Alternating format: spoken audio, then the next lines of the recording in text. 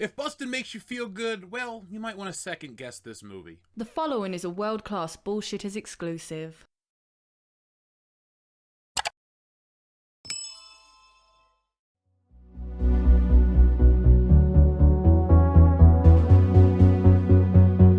Ghostbusters Frozen Empire is finally here, and well, we're finally here to talk about it. Now folks, just to let you know, this is a spoiler-free review, so you don't have to worry about anything being spoiled in this specific video. I'll be back tomorrow with a spoiler-filled review, and depending on when I record that, might be showing up over on Patreon really soon. So folks, if you want to help support the channel, go over to patreon.com/worldclassbs and get yourself some bonus content like our WrestleMania 10 commentary, as well as our anniversary celebration. But without any further ado, let's talk about Ghostbusters Frozen Empire. So Ghostbusters Frozen Empire is the 5th Ghostbusters film. Now, it's the sequel to Ghostbusters Afterlife, which was the film that was used to fix the Ghostbusters timeline after the abysmal Ghostbusters 2016. Now, the less we say about that film, the better. But if you want to hear more about our thoughts on the film, well, why don't you go check out our archives, because we've been around long enough to talk about it as that dumpster fire was lit. But here we are, many years later, still talking about the Ghostbusters franchise, because Ghostbusters is awesome. Ghostbusters is the thing that will never die and should never die. But maybe it should take a step back and slow down a bit after Ghostbusters Frozen Empire. Now, I say these things with a heavy heart because I'm such a Ghostbusters fan. Not just the t-shirt, not just the proton packs, not just the figures on the wall and on the shelf, but the fact that I spent 3 years crafting a Ghostbusters parody comic book. I really love this movie. Very few people love Ghostbusters the way I do. The only thing I don't do is dress up because I don't want to wear a flight suit.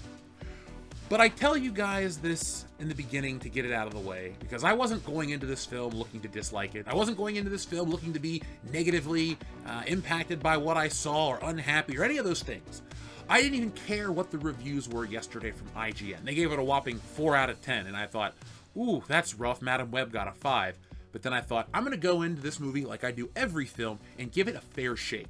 I never once go, I'm going to hate this film, let's figure out how to dump on it as I watch it. Even with stuff like the Marvels or the original Captain Marvel, which I remember writing down on a piece of paper, objective review, and I gave it to you guys. And we didn't really like the film that much, but it is what it is. But so I went into Ghostbusters Frozen Empire completely willing to accept everything I saw. And what I saw was very, very underwhelming. That's the theme of this film, underwhelming. Nothing's terrible. Nothing's garbage. Nothing is 2016 Ghostbusters. What it is a very underwhelming and very pointless film that wastes its time on nostalgia bait and member berries, much like the Disney Star Wars and other films we critique. Now, I get it, we're all riding high after Ghostbusters Afterlife, but this film lacks any of the emotion that the last film had. For the emotional high that was the Egon return, or how you felt about the Ghostbusters imagery coming back on screen for the first time in decades at that point, well, all of that goodwill is used up on that film, and what we have with Ghostbusters Frozen Empire is just hollow and really kind of dumb. The emotional stuff isn't very deep, it's not very impactful because you don't spend enough time with any specific character to actually care about them. The movie jumps from point A to point B to point C, and it really just kind of dangles nostalgia on a stick for you. And I hate to say, but that's all this movie is. It's, hey guys, remember the library ghost or the librarian from the first movie, or Walter Peck or this or the Lions? Like, it's literally just straight up remember that. It's a series of events strung together by your love of a film from 40 years ago at this point, and what it is disappointing, and that's being nice. So like I told you, no spoilers specifically, but as you've seen in the trailer, a demon that can freeze everything attacks New York City, and it's up to the Ghostbusters to stop him.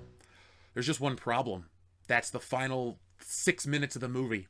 Most of this movie is dealt with Phoebe trying to be a teenager, getting removed from the Ghostbusters, having angst, what it is to have a family. Like, it's not very fun. And the thing that is noticeable isn't the fact that they made these creative choices, it's that this film was made creatively because of how cheap it was produced. Now, this movie doesn't have bad CGI or bad effects whatsoever, it just barely has anything like that in it. And that's fine, they always say less is more. And of course you get a few cool things like you've already seen in the trailer, because that's it. There's like not much else besides what that whole trailer is, like the people on the beach, or the thing coming in and freezing the city, or the thing that shows the Ghostbusters driving down the street in the car. That's the opener. That's not a real spoiler of the movie if you already know that it's in the trailer. So The movie just doesn't really hit any kind of highs. It throws all kinds of new Ghostbusters gadgets at you. It shows you how to remove the spirits from an object. It gives you a wrist-mounted proton pack. It gives you a drone-powered ghost trap. It gives you all of these things, and that is cool. That is neat. That is awesome. But if you watch a movie and you don't feel anything, what's the point? The only thing I really felt was mildly annoyed and a desire to look at my watch every 20 to 30 minutes. Now, all the kids that came back from the last Ghostbusters movie, they're fine. They're completely fine. Finn Wolfhard, fine. The girl that plays Phoebe, fine. The other girl and the other kid, completely fine. Ray, everybody else that's in the movie from the old Ghostbusters, completely fine. It's not bad acting, that's the problem. It just doesn't really have much of a story or much of a purpose to exist. I felt that Ghostbusters Afterlife was justified. They needed to fix the franchise. And before anybody says, oh, Ghostbusters didn't need fixing, it actually did. Not only did the 2016 Ghostbusters piss off people, it actually ruined the perception of that logo, that image. The merchandise wouldn't sell. They clearanced the Lady Ghostbusters before the movie came out. The movies were put in the bargain bin. When you Googled Ghostbusters, it was just this ugly thing, and it left a lot of people with a bad taste in their mouth. But then Afterlife comes out, and it changes everything. It feels like a great way to conclude the whole story of Ghostbusters. You had Egon's ghost come back. You got to see the four guys on screen together. You had that magical moment. This movie has no magic whatsoever. They try to make you feel like these characters' relationships mean a lot. They try to make you feel like these characters are important to you because they wear the Ghostbusters logo. They try to make these characters feel important to you because they look like things you remember from your past. And that's the big problem. They look like it. They sometimes sound like it, but they're not that. And when you have that sort of a disconnect, it makes you question, why are you watching this in the first place? And so while the acting is fine and the effects that are there look good, the writing's kind of stupid because they didn't really pay attention to what came before it. It ruins a lot of good jokes. It adds meaning and value to something in Ghostbusters, and I'll tell you in the spoiler review, which absolutely ruins the Ghostbusters lore, because you sit there and you go, this thing that they said is so important, we watched the Ghostbusters acquire it as a fucking joke. So they took something that's a great joke from the first movie, one of the best jokes in the movie, and they add all of this extra crap to it, and you go, really? Everything is tied together? It's like Star Wars. Everything's connected, and it sucks, okay? So trying to add value and meaning to this specific thing, I just questioned why. How lazy were the writers? So when you're not watching a teenage girl hang out with a teenage girl ghost trying to be friends because she has no friends, you're watching Finn Wolfhard clean a firehouse for 2 hours, essentially, looking for Slimer, and Paul Rudd's there, trying to be a dad. He's great. It's Paul Rudd, man, but even Paul Rudd's awesome performance can't really, elevate this movie. Now, there's a couple new actors, big name actors, that joined the cast, as in Patton Oswalt and Kumail Nanjiani, as we call him, Kumail Nanjiani here on the show. But those guys add very little. Now, thankfully, Patton Oswalt is barely in the film. I don't like the guy. I don't really want to see him in movies. I try to avoid his work. So I was just very thankful that he didn't really do much. He plays a specific character, and then he's gone. Now, Kumail Nanjiani, on the other hand, he is a big presence in this film. He's annoying. He's heavily featured.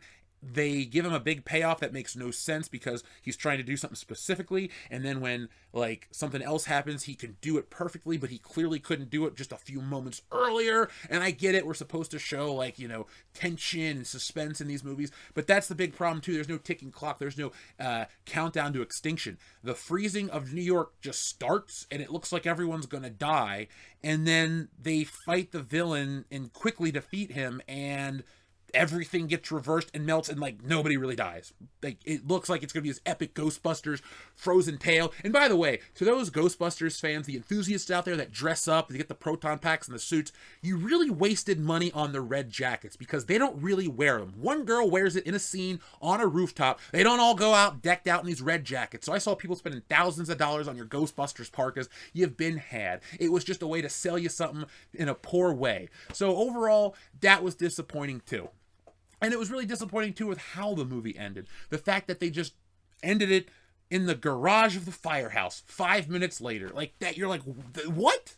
That's what you feel. You go, what? That's it? The only time I felt anything is at the credits when they rolled, when they played the Ghostbusters theme song. I was like, cool, Ghostbusters, and they drive away and all this other stuff. But other than that, I wasn't feeling this movie at all. And I wanted to feel this movie. I didn't want to be some bitter guy. I didn't want Ghostbusters to suck. I don't want these things to be bad. I want Ghostbusters to be awesome. I want to love it. I want to have a good time with it. But this film goes to show me that Ghostbusters is really a one-film franchise. You may love Ghostbusters 2. You may think it's as good as the first one. Hey, everyone's entitled to your opinion, but I think it is not anywhere near as good as the first one. It's just a big commercial for toys. They made the actors look like the cartoon. Ghostbusters was a very money-driven franchise after a certain point, and it is back to being a money-driven franchise again.